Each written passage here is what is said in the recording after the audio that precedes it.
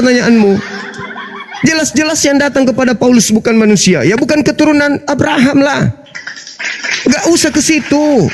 Itu tema sudah dilalui. Ya, yang datang kepada yang datang kepada yang datang sekarang kepada Musa siapa?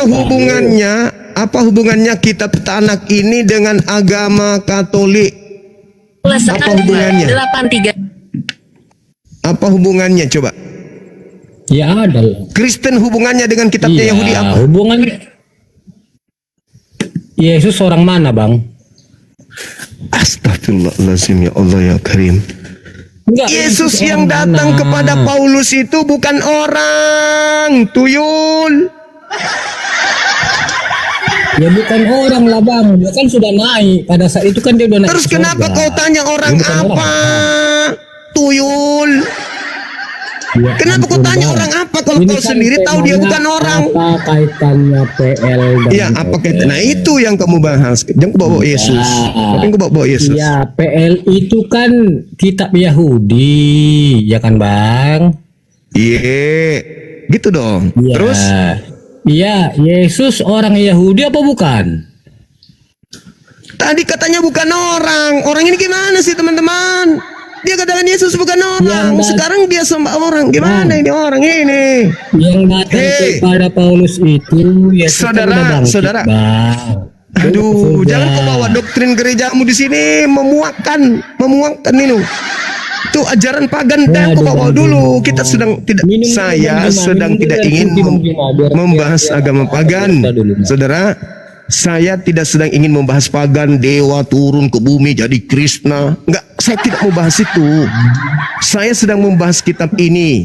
Hubungannya dengan agama Kristen yang dijual ke lorong-lorong itu, ke kampung-kampung sunyi untuk menjual Yesus. Di mana? Itu yang kamu bahas. Itu yang kau bahas, silakan. Hubungannya ada. Yesus orang mana? Yahudi kan? Aduh. Yesus itu bukan Kristen, tuyul. Bang Juma, Yesus orang mana? Saya tidak tanya apa hubungannya kitabnya Yahudi dengan Yesus. Yang saya tanya apa hubungannya buku ini dengan Kristen. Yang saya tanya Yesus itu orang mana? Itu loh dijawab. Yesus yang mana yang kamu tanya dulu? Yesus yang mana? Ya, Yesus yang kau tuhankan? Yesus yang kau tuhankan atau yang mana? Udah kau turun. Juma. Pada kamu saat idiot. Yesus berjumpa Paulus, Yesus kan kamu idiot. Kamu idiot. Turunkan kemudian Paulus ke sini biar saya diskusi sama dia. Kamu idiot, kamu nggak ada ilmu.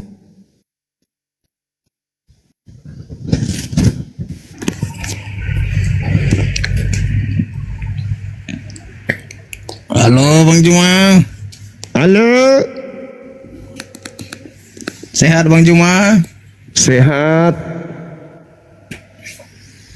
Apa nih pembahasan apa hari ini kita? Itu temanya apa hubungannya Kristen dengan kitab Tanak? Kitab Tanak? Maksudnya? Kitabnya orang Yahudi, apa hubungannya dengan Kristen? Jelas ada lah. Iya, silakan. Anda jelaskan kepada kami biar kami paham. Silakan. Saya kasih waktu 4 jam. Silakan. 4 jam. Iya, supaya kami paham, supaya kami temukan di mana titik temunya antara kitab Tanak ini yang bahasa Ibrani ini dengan agama Kristen, agamanya orang Romawi. Silakan. Hubungannya apa? Hubungannya itu?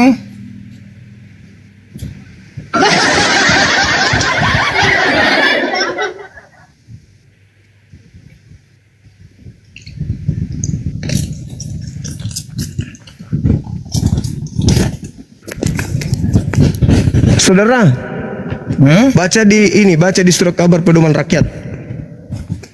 Mungkin tertulis di situ. Iya. Mungkin tertulis di situ. Di koran dah. Iya, itu dia maksudnya di surat kabar. Coba. Tunggu Dinda, baru saya cari Dinda apa hubungannya. Iya. 2000 tahun menjadi Kristen, tidak ada yang tahu apa hubungannya kitabnya Yahudi. Dengar Dinda. Kalau perjanjian lama itu sebagai landasan sejarah. Landasan pesawat. Dengar dulu Dinda. Ini Abang Da ini lagi menjelaskan. Abang Da itu lebih di atas daripada Dinda. Dinda di bawah. Dengar dulu. Silakan. Perjanjian lama itu sebagai landasan, yaitu itu sejarah, sebagai hukum, nubuatan, gitu loh. Sedangkan perjanjian baru itu sebagai penggenapannya. Penggenapan tadi dia menggenapi janji-janjinya dan memperbuatnya dalam perjanjian lama tadi, Dinda. Kata siapa itu kata siapa? Itu kata siapa? Kedatangan Yesus. Itu kata siapa? Itu kata siapa? Kamu kan nanya menurut saya, Dinda. Nah, sekarang yang Anda sampaikan itu referensinya di mana? Kan menurut saya gimana sih? Tak ada referensi. Tidak, menurut saya. Oh. Oke. Sudah 3, sudah 4 ya teman-teman. Sudah 4 Kristen nih. Sudah 4 orang Kristen yang tersanggup kemudian menjelaskan kepada kita hubungannya antara kitabnya Yahudi dengan agama Kristen. Ternyata hanya pendapat pribadi. Terus tadi mengatakan bahwasanya kami adalah Israel yang dicangkok. Yang satu mengatakan ya kami memang ini adalah anjing, bahkan lebih rendah dari anjing. Kok bisa? Karena Yesus mengatakan di luar Yahudi yang percaya kepadanya pada saat itu disebutnya anjing, sesuai dengan Matius 15, 23, 24, 25, 26. Iman dari seorang ibu itu, Dinda. Ya, imannya ibu kan sudah mengatakan, ya betul, kami adalah anjing yang makan sampah. Dan Yesus mengatakan, imanmu betul. Betul. Makanya anaknya jadi sembuh. Karena iman ibu sembuh. Itu. Ya. Seandainya ibu itu tidak mengaku, tidak menerima disebut anjing, sembuh nggak anaknya? Kalau dia dilawan ya tidak lah. Ya tidak. Pintar. Bagaimana bisa menjelaskan? Gimana? Bisa menjelaskan? Hah? Bisa menjelaskan atau cuman segitu aja? Ya udah Dinda jelaskan. Ya itulah intinya. Kesimpulannya itu ibu itu rela bukan. Dengar. Ibu itu rela dia merendah demi keselamatan kesembuhan anaknya. Ya, mereka sepakat, betul. Ibu itu dan Yesus sepakat. Dengar dulu. Makanya dia rela dikatakan anjing pun tidak apa-apa, yang penting anaknya sembuh. Dan Yesus mengatakan benar. Maksudnya? Benar Yesus mengatakan benar bahwa dia anjing. Perumpamaannya. Iya, perumpamaan. Iya, perumpamaan anjing. Iya. Bukan ibu itu yang anjing. Oke. Sekarang kembali, apa hubungannya kitab ini dengan Kristen? Kitab mana? Cuman gitu doang.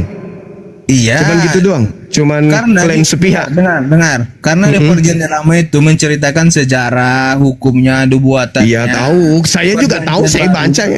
Saya baca kok. Saya baca. Iya kan menurut saya, Dinda. Perjanjian lama itu penggenapannya. Termasuk Yesus datang ke dunia. Oke. Semuanya penggenapinya gitu loh. Oke. Berarti itu saja. Nggak ada yang lain. Kalau menurut saya itu aja. Tentang perjanjian lama ada perjanjian baru. Oke, berarti nggak ada kemudian hubungannya. Kita naikkan yang lain ya, saudara ya, yang mungkin lebih paham. Kita turunkan dulu Ibu Rasmi karena Ibu Rasmi sudah dari tadi bertelur. Tidak telurnya.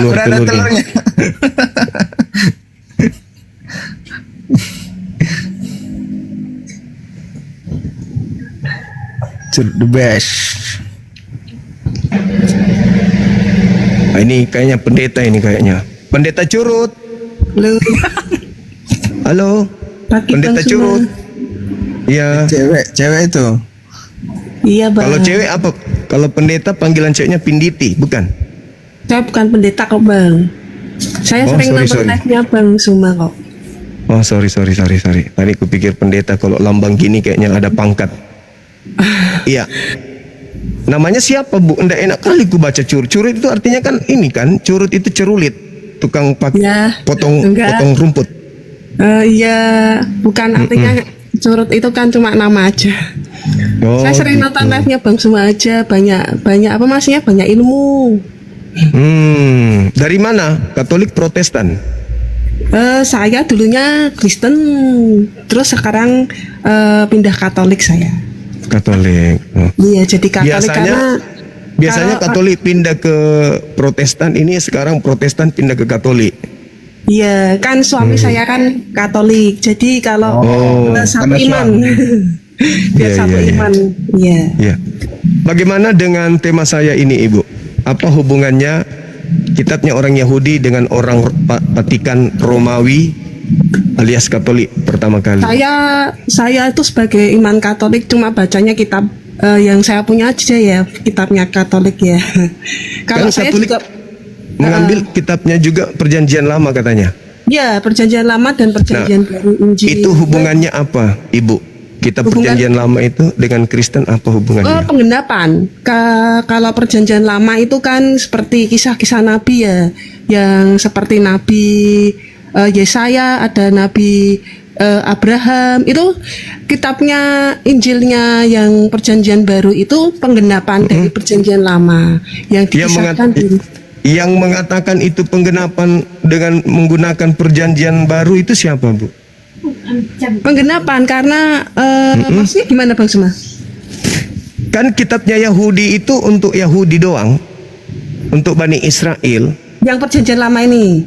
Iya, itu kitabnya orang Yahudi dan tidak diperuntukkan, tidak diberikan kepada bangsa lain.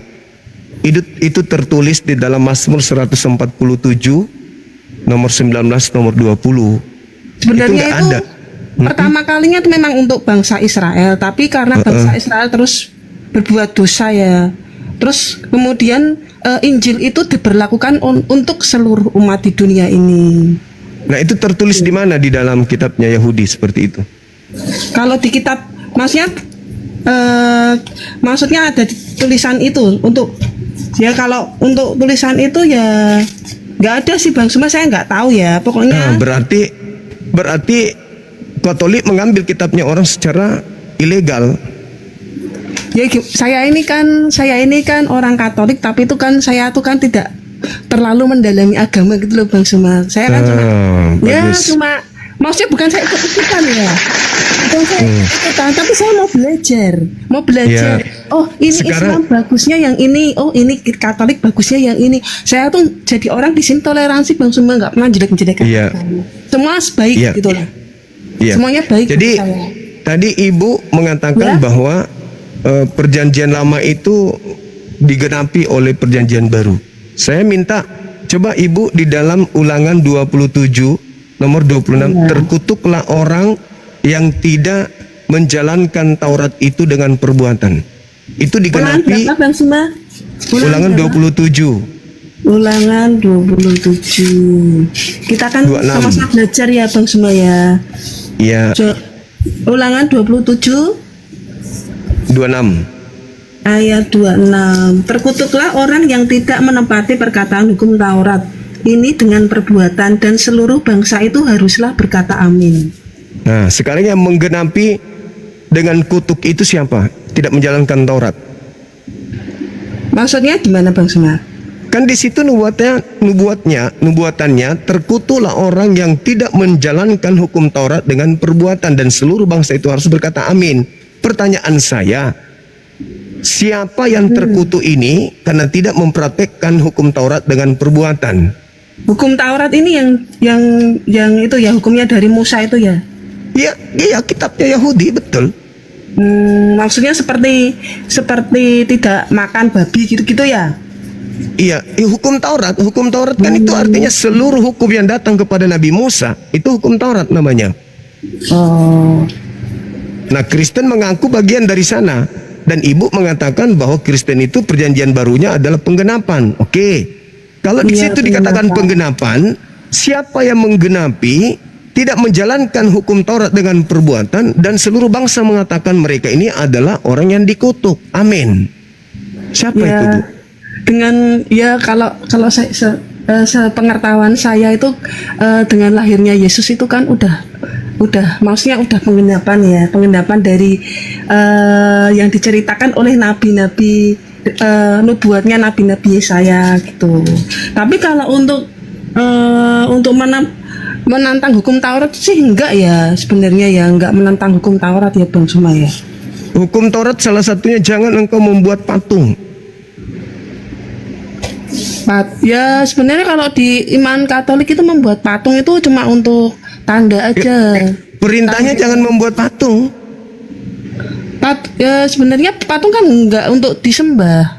Kita untuk Walaupun bukan seperti untuk buku. disembah, perintahnya Seperti jangan buku aja. Seperti Jangan- pendamping. jangan kau membuat patung yang menyerupai apapun. Itu kan perintah.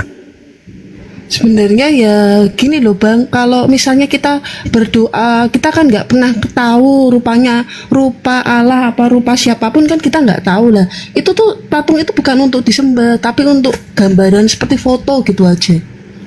Iya, Kita tapi perintahnya jangan membuat patung yang menyerupai apapun, baik di langit maupun di bumi. Kan itu perintahnya, Ibu. Iya, tapi bagi kami iman Katolik itu nggak untuk sembah kok, nggak untuk disembah, maksudnya nggak untuk disujud. Cuma seperti kita itu foto gitu loh, foto wajah Allah. Oh bukan, oh gambarannya tuh seperti ini, misalnya kayak Bunda Maria ya. Oh Bunda Maria tuh seperti ini, sebagai lambang aja, maksudnya sebagai teman. Perintahnya apa, Ibu? Doa, Perintahnya jangan membuat patung ya, yang menyerupai apapun baik di langit atau di bumi. Itu perintah pertama. Perintah kedua, jangan kau menyembah kepada siapapun selain daripada aku, termasuk kepada patung yang kau buat itu. Kan perintahnya seperti itu, Ibu. Ya kalau seperti kan memang ada sih, kalau di iman kami itu ada patung, ada salib, ada Nah, itu bertentangan, itu sudah bertentangan. Makanya saya bertanya, Ada apa hubungannya? kalung rosario itu sebenarnya itu bukan untuk bukan itu sih untuk disembah sih, sebagai lambang Iya. aja. Ya, nanti Sebagai kalau tanda suci. nanti kalau sudah kiamat ditanya ibu sama Tuhan, ya kenapa kau bikin patung? Itu bukan untuk disembah. Kan perintahku jangan bikin patung. Kenapa Sebab kamu kita- buat? Sebab kita itu kan doa itu kan ya kita doa ya, tapi itu kan kita nggak pernah ngerti. Oh kan wajahnya Tuhan itu seperti apa lah. Mungkin itu kan dibuatkan bukan serupa dengan Tuhan, tapi pengingatan. Di sana tuh ada itu patung Bunda Maria di goa. Mengingatkan kita untuk berdoa gitu. Oh saya mau doa rosario gitu. Bukan untuk disembah, sebenarnya untuk mengingatkan kita untuk mau berdoa gitu loh. Bukan Jadi- disembah sih. Jadi buat apa patung itu? Ya buat ngingatin aja, seperti kalau di masjid itu apa namanya yang besar itu loh, di atas tuh namanya apa itu?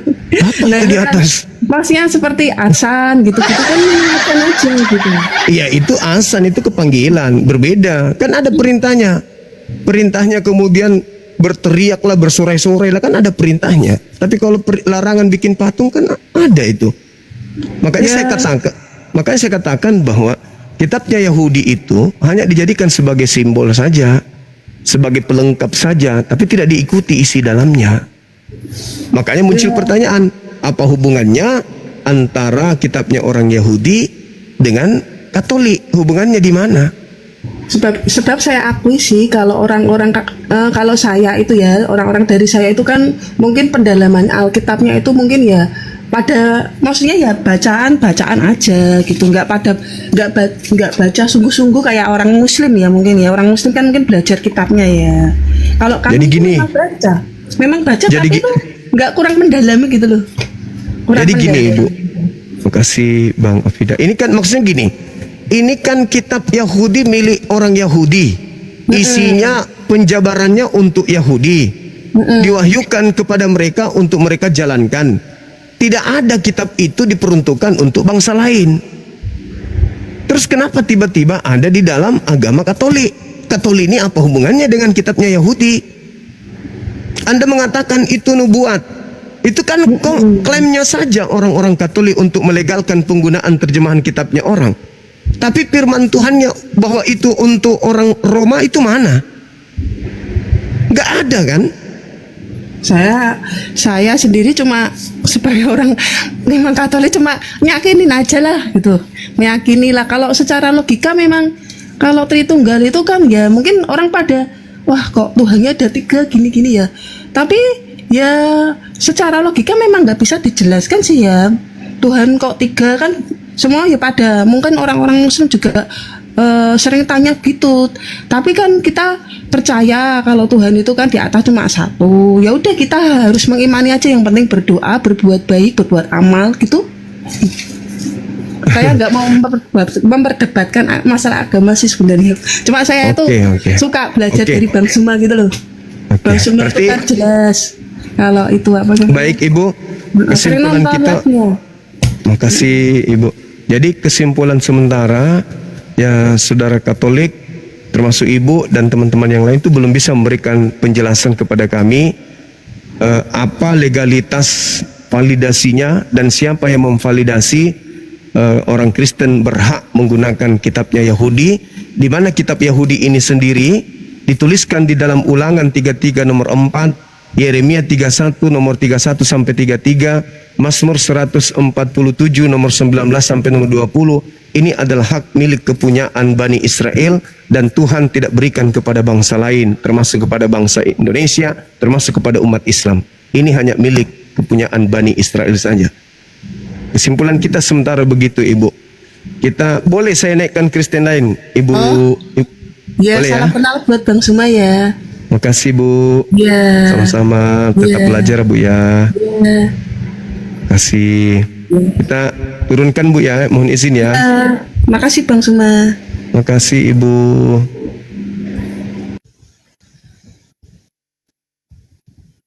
Silakan saudara Kristen yang lain minta permintaan untuk naik.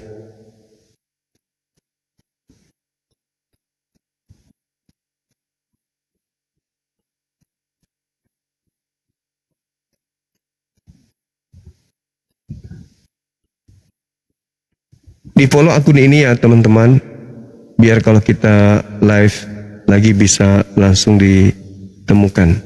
Halo saudara Sirait.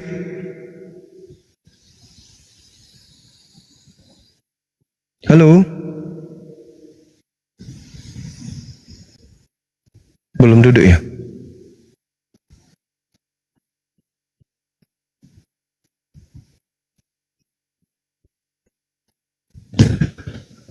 Kalau Bang Ben ini kan itu gak sanggup dia menjelaskan. Kok nggak sanggup Dinda? Kan saya bilang untuk mengenapi firman-Nya. Gimana? Legalitasnya yang kita minta apa hubungannya? Di Alkitab tidak dikatakan ini nggak ada gitu Dinda. Ya berarti nggak ada. Ya menurut pemahaman kita loh, perjanjian lama itu menceritakan tentang nubuat-nubuat Yesus, nubuat-nubuat Allah, penciptaan. Iya, berarti kan cuma klaim sepihak aja. Sedangkan perjanjian baru itu Assalamualaikum mengenai warahmatullahi firman-Nya. wabarakatuh. Loh. Waalaikumsalam warahmatullahi wabarakatuh. Iya Bang. Cuma sekedar konfirmasi Bang Zuma, ini ternak yang satu kenapa nggak diturunin? Terima kasih. Assalamualaikum. Waalaikumsalam warahmatullahi wabarakatuh. Makasih Bang. Beliau bukan ternak, beliau saudara kita yang sedikit lagi insya Allah syahadat. Kalau dia pakai otak, tapi kan selama ini dia pakai pantat berpikir. Halo saudara sedot, apalagi ini namanya? Ya dari Selamat sekte mana malam. Bang? Ya malam. Kristen Protestan, Katolik, Protestan. Protestan. Boleh dibantu saudara Bang Ben untuk menjelaskan kepada kita semua termasuk saya napasnya Bang. Lubang hidungnya itu Sorry. iya, kencang kali. Jelaskan kepada kami apa hubungannya kitab Yahudi ini dengan agama Kristen. Hubungannya apa? Oke, jadi gini, kitab Yahudi itu memiliki lebih dari satu tafsir ya. Ada tafsiran ada tafsiran Bani Israel dan tafsiran oleh Yesus. Sampai sini nangkap? Yesus menafsirkan kitabnya orang Yahudi. Nama kitab tafsirnya apa Bang? Talmud? Bukan yang jadi begini. Kami memang menggunakan kitabnya orang Yahudi, tapi kami tidak menggunakan tafsiran orang Yahudi. Kami menggunakan tafsiran oleh Yesus Kristus waktu dia hidup di dunia ini. Nah, kalau Yahudi kitab tafsirnya disebut Talmud. Kalau Yesus kitab tafsirnya disebut apa? Waktu dia berbicara itu di Matius, Markus, Lukas, Yohanes, itulah tafsirannya, itulah makanya Bani Israel menolak dia. Tapi Yesus itu mengatakan perkataan-perkataannya itu semua untuk Bani Israel. Iya, itu tafsirannya. Nah, Bani Israel, bagaimana tanggapannya tentang Bani Israel? Apakah mereka menerima tafsiran Yesus? Enggak kan? Sebagian murid Yesus itu menerima. Namun Enggak, kemudian maksudnya itu orang-orang- sebagian lagi murid-muridnya disesatkan Paulus. Bukan, kita nggak ngomong tentang murid-murid Yesus, kita ngomong tentang Bani Israel yang ingin menyalibkan Yesus ini. Iya, Oke, mereka sekarang gini. hubungannya ini dengan Oke. Kristen. Iya, bentar dulu. Kan aku udah bilang tadi, kitab orang Yahudi ini kita menggunakan tafsiran oleh Yesus. Di mana tafsiran Yesus itu yang dibaca di Matius, Lukas, Yohanes itu. Ketika Tolong Yesus berbicara, tunjukkan. mengajar. Tolong tunjukkan di mana letak tafsirannya Yesus bahwa kitab ini untuk orang Roma. Bentar dulu. Oke, di Lukas 24 ayat 44, Lukas 24 ayat 44, coba. Harus digenapi semua yang ada tertulis tentang aku dalam kitab Taurat Musa dan kitab nabi-nabi dan kitab Mazmur. Ini perkataan Yesus ya. Ya, Nah, terus sekarang kamu gimana? percaya nggak perkataan Yesus itu? Kamu percaya nggak? Saya percaya kalau apa yang terjadi terhadap Yesus itu harus seirama dengan Taurat, kitab nabi-nabi dan kitab Mazmur. Nah, tiga kitab yang disebutkan Yesus ini, di mana di dalamnya yang tertulis bahwa ini adalah firman Tuhan yang diberikan untuk bangsa Roma. Kita nggak ke situ dulu, ke bangsa Roma atau Yunani dulu. Kita Kan oke, gini tema aja. kita itu di situ, Bang. Kalau Lukas 24 kan memang harus tergenapi semua yang tertulis tentang aku di dalam kitab Taurat, kitab nabi-nabi dan kitab Mazmur. Kan itu. Nah, implementasinya dengan menyeberangnya ini ke Roma itu di mana? Di Mazmur, kitab nabi-nabi atau di Taurat? Maksud Anda kitab Roma bagaimana maksudnya? Ini kan Yesusnya ini, Bang. Yesusnya Anda katakan di Lukas 24 nomor 44 harus tergenapi semua yang tertulis tentang aku di dalam kitab Tanak atau Taurat, kemudian kitab nabi-nabi dan juga di dalam kitab Mazmur. Nah, di dalam tiga kitab ini di mana yang mencakup bahwa kitab tersebut Yesus ajarkan untuk bangsa lain, kitab ini.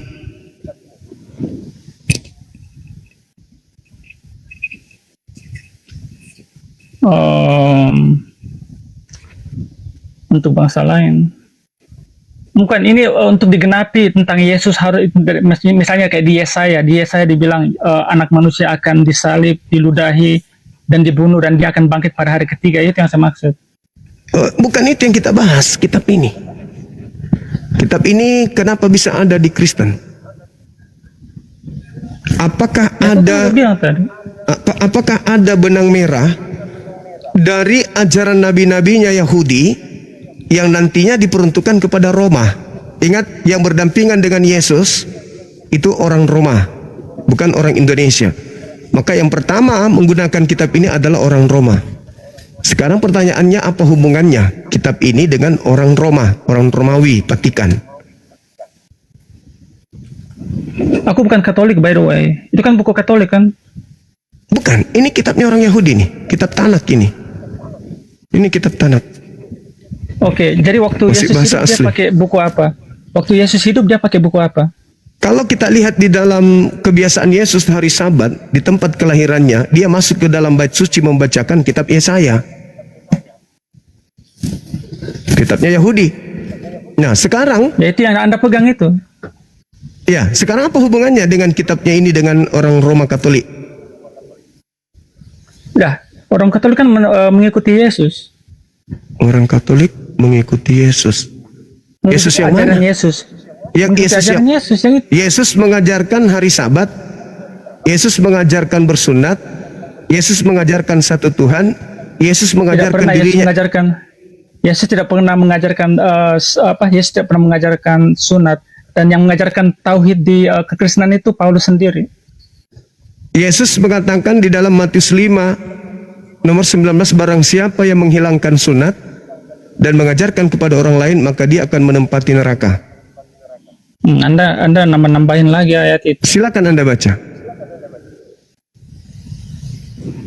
Matius 5 nomor ayat 19. Matius 5 19.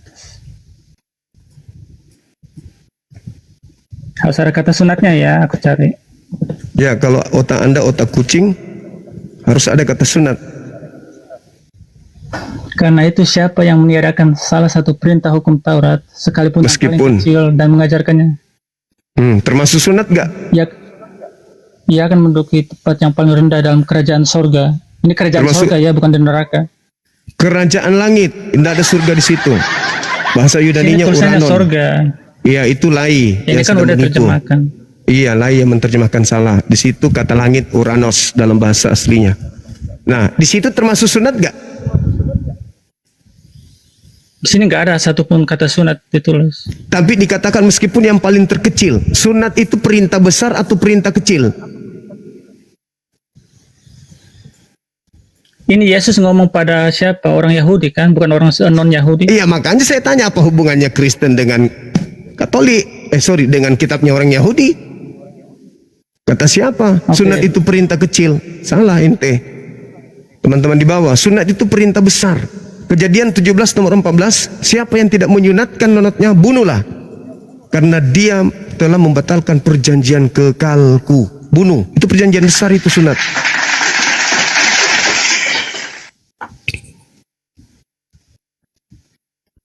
Apa hubungannya kitab ini dengan Kristen, sekte apapun? Apa Betul. hubungannya?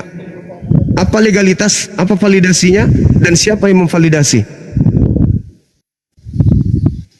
Lah kami kan mengikuti Yesus. Kita dibaptis dalam nama Bapa, Putra dan Roh Kudus. Yesus yang mana yang Anda ikuti, Bung? Nah, cuma satu Yesus. Yesus itu ada dua. Nggak ada.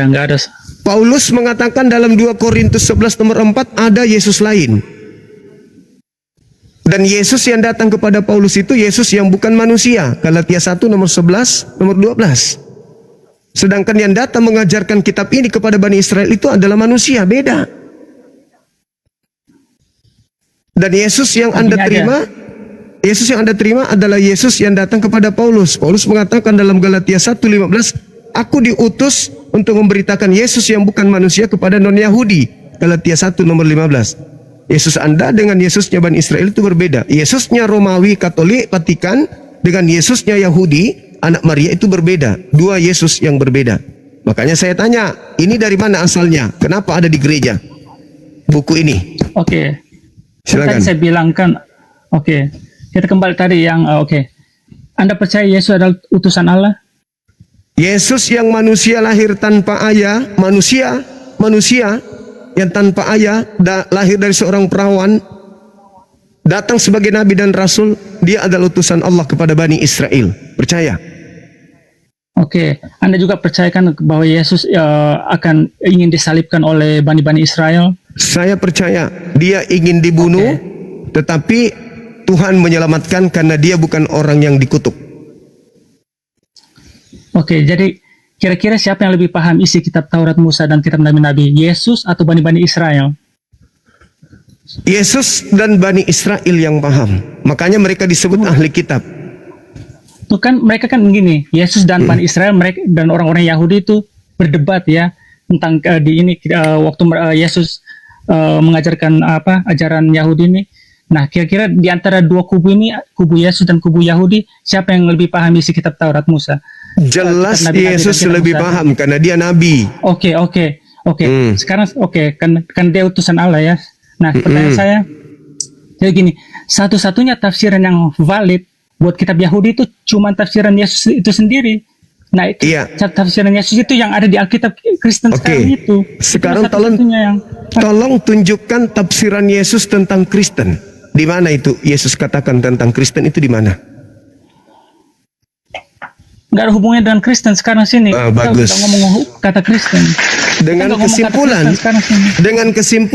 dengan kesimpulan, tafsiran Yesus yang Anda maksud pun tidak menyentuh ajaran Kristen. Nah, sekarang pertanyaannya, kalau begitu siapa yang memvalidasi kitab ini ada di gereja?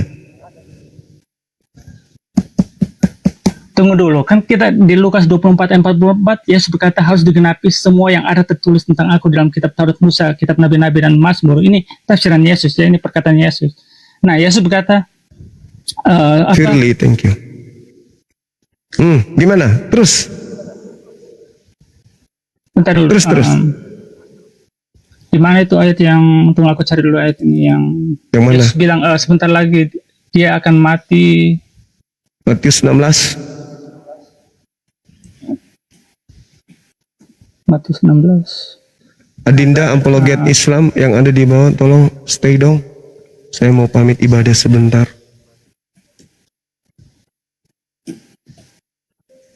Ya.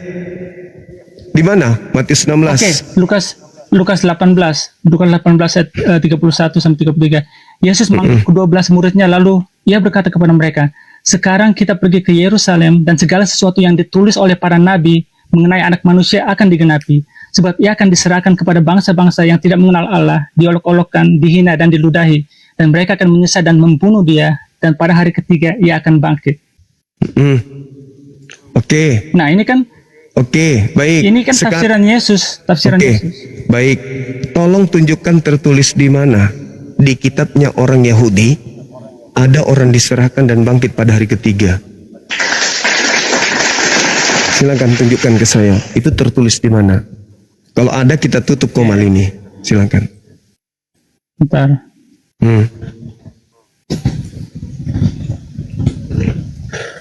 Adik-adik Muslim, tolong dong. Para apologet Islam yang ada di bawah, satu orang naik dong.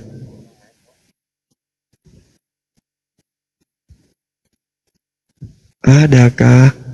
Yesaya 53 ayat silakan tunjukkan ya saya berapa ada kemudian orang Yesaya dibunuh 53 bangkit pada hari 53 ayat ketiga. 12. Yaitu sebagai ganti karena ia telah menyerahkan nyawanya ke dalam maut dan karena ia terhitung di antara pemberontak-pemberontak sekalipun dia menanggung dosa banyak. Bangkit hari ketiganya? Bangkit hari ketiganya mana? Nah ini untuk Yesus ini. Iya, bangkit hari ketiganya mana? Yang nggak ditulis itu. Ya nggak ada berarti salah tafsir. Tadi kan kamu udah setuju tafsirannya Yesus satu-satunya yang valid buat kitab Yahudi. Tapi yang Anda bacakan itu kan Lukas yang menulis. Lukas ini kan asisten Paulus.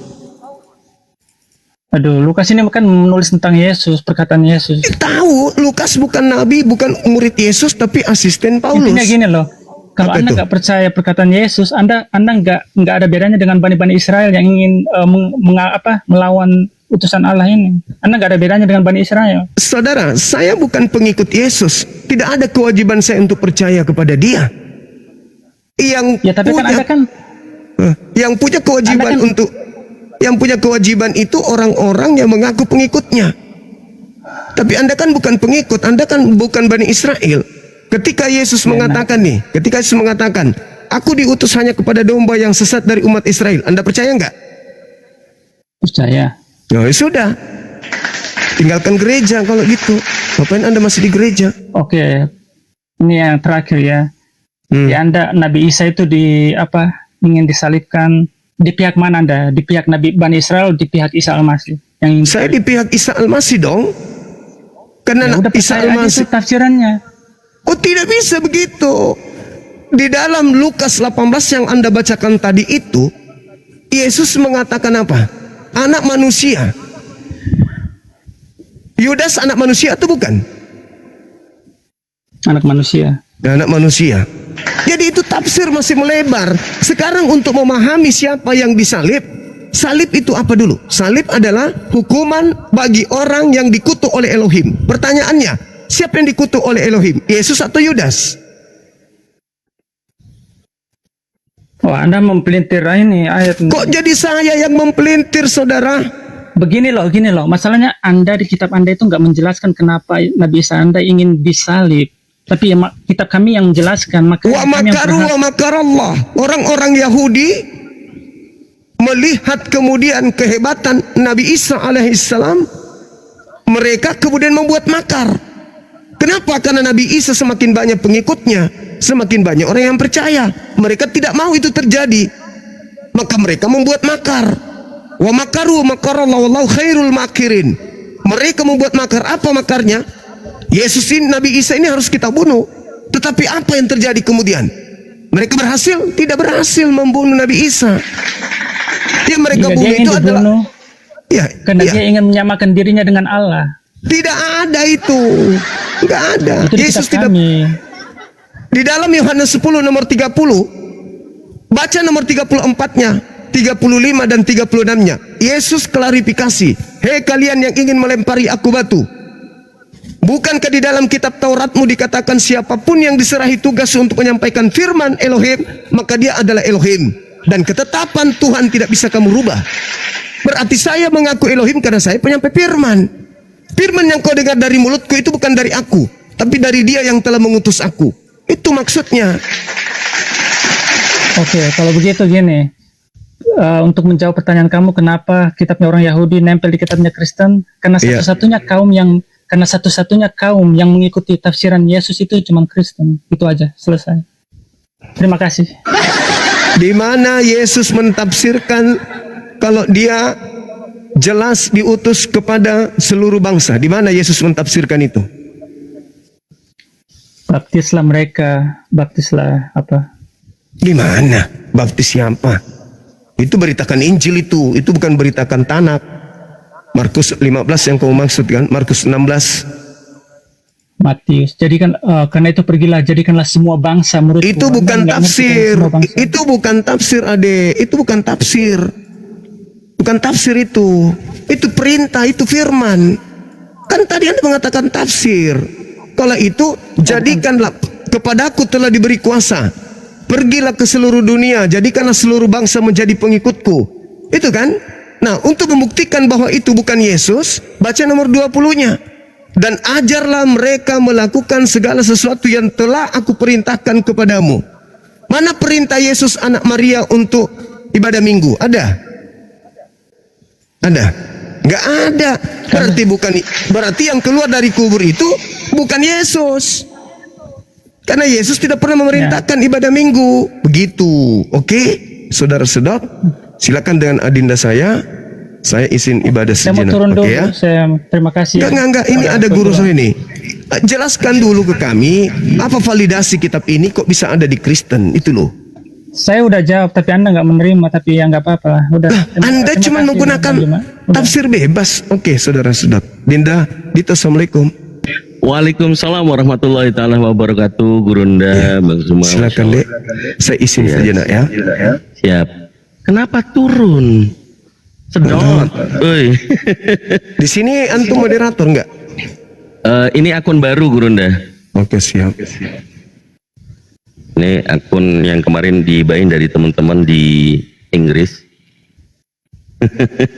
Mantap. Iya. Sudah kita tes kemarin, sudah aman. Insyaallah. Ya tafadhol Gurunda untuk ibadah. Silakan. Baik. Kemana tadi si Sedot? Ayo. Atau Ben boleh Ben? Kita jangan buat suasana di sini jadi hambar gitu loh. Naik lagi. Jangan kemudian antum. Ini kesukaan saya nih, bahas PL dengan Oten ini apa hubungannya gitu loh. Ini fakta sejarah yang memang akan membuat kalian awalnya tidak paham akan menjadi paham begitu. Jadi kaitannya PL ini adalah secara fakta histori itu di abad ke-5 sebelum Masehi. Nah, tuh keren tuh. Abad ke-5, kemudian dilanjutkan di tahun 83. Itu cluenya adalah Kaisar Ptolemeus II. Nah, di sana itu bahwa kalian harus paham semuanya. Belum bisa on cam teman-teman karena baru bikin kemarin, masih 500 viewer. Kalau teman-teman semuanya 2,2k follow saya semua, tinggal besok hari ketiga insya Allah bisa. Ya, baik. Ayo silakan teman-teman Kristen yang request, yang teman-teman Kristen dulu ya, ya, supaya jadi masih ada materi diskusi kita mendampingi Gurunda Zuma selama ibadah. Setelah itu kita kembalikan lagi. Ya, saya rasa beliau ingin untuk materinya full gitu ya. Dan itu hanya masuk sebagai cadangan ini ya. Yang Kristen langsung ketik 3 ya. Kristen ketik 3, nanti saya angkat kalau nggak bisa caranya naik. Ya. Jadi buat Iwan Villa, sejarah itu pasti erat kaitannya dengan kekristenan mula-mula yang disebut adalah Katolik ya, Katolik dan Ortodok. Ini Katolik dan Ortodok sendiri baru diberikan nama itu ya. Ini pada tahun 1054. Itu ada di konsili keberapa ya, saya lupa. Nah, tepatnya di tahun 1054 Masehi ada terpecahnya 2 gereja besar. Jadi gereja barat itu disebut Roman Katolik atau Katolik Vatikan ya. Gereja Vatikan itu Katolik. Kemudian ada dipisah satu lagi gereja timur terbesar. Nah, gereja timur itu yang disebut Ortodok. Nah, Ortodok dengan Katolik sama atau beda? Ternyata ada di wilayah gereja timur itu disebut Katolik Timur, Katolik, saya lupa bahasanya dulu sampai, karena lama ini kita nggak berbicara sejarah karena nggak nemu lawan kita gitu kan, ya kan? Kita nggak nemu lawan kalau teman Kristen nggak paham sejarahnya. Ya, Jiwei Parisco, selamat siang Bapak. Assalamualaikum. Waalaikumsalam warahmatullahi wabarakatuh. Iya Pak, ada yang sampaikan Pak? Nggak ada. Oh ya baik. Memang Mohon maaf. pendengar terbaik aja di Oke siap, mungkin kemencet ya. Saya izin turunkan ya Pak ya. Ada yang melambai-lambai minta nanya orang Kristennya. Silakan. Oke, siap Bapak, sehat selalu. Assalamualaikum. Ayo Ben, naik Ben. Iya. Kembali lagi ada Bang Ben ya. Gak ada takutnya. Aduh. Ya, Kang. Framing digedein. Aduh. Cobalah Sehat, pengetahuan Kang. dulu, luasin, jangan framing. Sehat. Oke. Jangan mendadak Dito takut, nggak ada. Dito takut sama siapapun nggak ada. Dito takut hanya Soalnya kepada dari Allah tadi Subhanahu wa naik, Taala. Udah dari Apa? tadi saya naik tidak dinaikkan. Ya sabar lah, kan lagi ngomong. Oke. Ya itu. Masih itu kaitannya dibilang. dengan materi. Kamu tadi sudah masuk atau belum dengan Bang Zuma? Sudah bahas. Apa poinmu? Kan udah ditanya, udah saya jelaskan. Gak ngerti, Dinda Juma gak ngerti dia. Masalahnya di situ. Jangan framing, Bahasa jangan kitab, framing. tapi tidak Kalau ngerti. framing lagi ku tendang pantatmu ke neraka nanti, ayo. Gak usah framing, biasa kan gini loh. Ini kan ranah publik. Ya. Jangan ke personal. Itu, aduh saya paling anti itu berbicara dengan Udah orang-orang seperti itu. dijelaskan, dia nggak ngerti. Kamu mau Apa? dijelaskan lagi? Apa? Poinmu apa? Oke, dia akan bertanya apa hubungannya perjanjian lama dan perjanjian baru. Itu tema, bukan bertanya. Oh itu temanya itu. Iya kan dia bertanya itu kan. Forum ini, jadi antara kalian, antara teman-teman Kristen dengan kami ada tema ini. Jangan di-framing itu pribadi. Ya silakan. Apa pendapatmu? Apa hubungannya? Apa pertanyaannya? Pertanyaannya apa? Coba pertanyaan apa?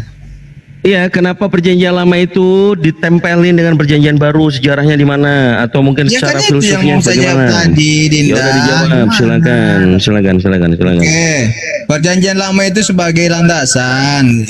Kenapa? Karena di situ bercerita tentang sejarah, hukum, nubuat. Oke, perjanjian baru itu tentang penggenapan. Penggenapan itu contohnya apa? Tentang lahirnya Yesus Kristus di dunia. Gitu. Oke, jadi itu opinimu. Parameternya bisa dikasihkan referensinya dari mana kamu bisa berbicara seperti itu? Ada tulisannya enggak? Karya siapa? Silakan. Di Alkitab nggak mungkin ada dituliskan. Ini emang Alkitab itu koran. Jangan Dia kemana-mana. Coba kamu nyampe enggak nih? Ini kita bicara kalau tentang Kamu PL paham dengan. nggak isi Alkitab? Kau diam Paham dulu. nggak perjanjian lama perjanjian baru? Paham nggak? Kau diam dulu. Pertanyaan saya, parameter apa yang membuat kamu berbicara atau opini kamu seperti itu pakai referensi apa? Hanya congoria atau opini kamu semata atau ada validasinya? Kalau kamu bicara sejarah, bisa dijelaskan sejarahnya apa? Silakan. Dengar ya. Ya. Di Alkitab tidak ada diceritakan apa hubungannya. Emang ini berita apa? Alkitab ini berita kebenaran, bukan ada berita hubungan-hubungan Alkitab perjanjian lama, tidak ada. Gitu loh. Jadi ini perjanjian baru, perjanjian lama ini hubungannya itu untuk penggenapan firman Tuhan di perjanjian. Kau nggak jawab, kuculuk. Kau hanya beralasan. Gini loh, pertanyaannya parameter Kamu apa? ngerti nggak Alkitab itu apa? Coba saya Sabar tanya, dulu, kamu ngerti sabar dulu. Alkitab? Biar aku selesaikan, aku ngomong. Saya yang berkuasa ya. Itu dulu pertanyaan. Kamu ngerti Sabar dulu. Kalau nggak ngerti, diem dulu. Biar aku coba pahamkan dulu. Di mute dulu. Kalau nggak, aku tendang pantatmu. Udah diem dulu. Kenapa, Kang? Parameternya adalah kita berbicara dari sisi akademis. Yang kita bicarakan ini kan Bible-nya. Bible-nya ini kenapa ada perjanjian lama, ada perjanjian baru. Itu yang kalian bahas. Sabar dulu, kuculuk. Saya. Aku lagi ngomong. Sabar dulu, jangan kejang-kejang. Oke, Jangan gantian ya. kejang-kejang. Oke. Jangan kejang-kejang. Diam dulu. Kalau enggak, Udah aku tendang pantatmu. santai. Terus? Oke. Yang kita bicarakan adalah Bible. Konteksnya adalah Bible. Kaitannya PL dengan Oten apa? Ya kan? Nah, kalau yang dibicarakan Bible yang saat ini sudah gabung PL dengan PB yang dipegang oleh Oten, yang kita gali adalah apa penyebabnya PL ini digabung dengan PB secara fakta histori, dan apa kaitannya dengan orang Yunani atau orang Antioquia yang menyebut dirinya adalah Kristen. Yang kita mau bicarakan berdasarkan referensi bukan di dalam Bible itu sendiri. Kalau ada di dalam Bible itu sendiri bisa menjelaskan dalil di mana, gitu loh.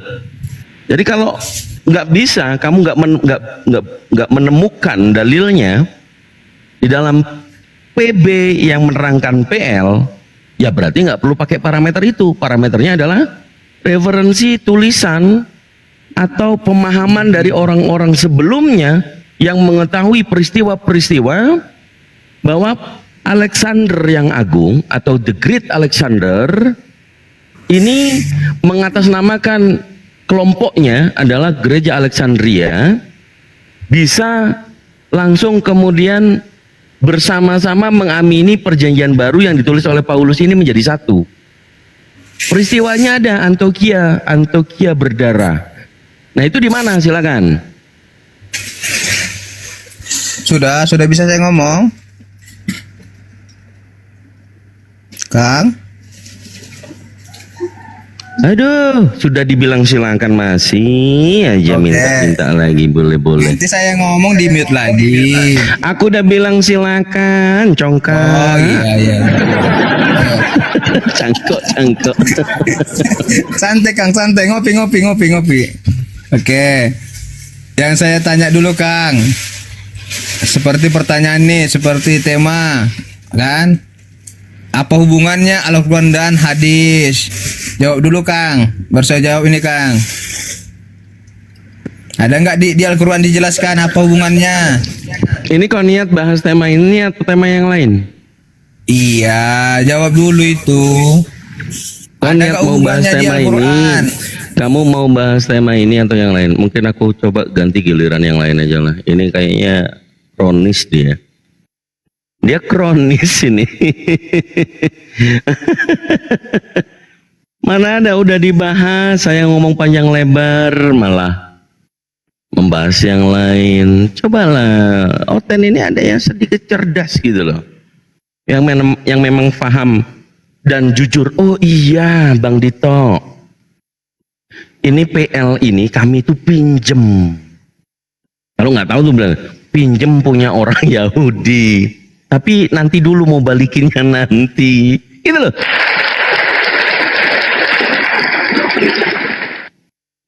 Jadi itu pemahamannya. Kalau seluruh orang Kristen mengatakan, iya PL ini kitabnya orang Yahudi, kami pinjem, itu orang Kristen yang jujur, gitu loh. Tapi apakah sejarahnya itu memang pinjam? Secara sejarah tidak pinjam, teman-teman. Silakan cek browsing Kaisar Ptolemeus II, atau kalau mau bukunya, baik yang soft copy maupun yang hardware, itu ada di Amazon. Anda bisa beli di sana, bisa cek, atau mau yang software, pakai aplikasi Kindle Knife, itu bisa buka yang free untuk melihat buku-buku referensi bagaimana terjadinya peristiwa sejarah setelah bangsa Yahudi meninggalkan Mesir. Apakah seluruh orang Yahudi masih ada di Mesir atau semuanya kembali ke Israel? Ternyata ada yang masih di Mesir. Yang di Mesir ini juga mereka ada yang gelarnya rabai-rabai. Nah, pada tahun itu Kaisar Ptolemeus II meminta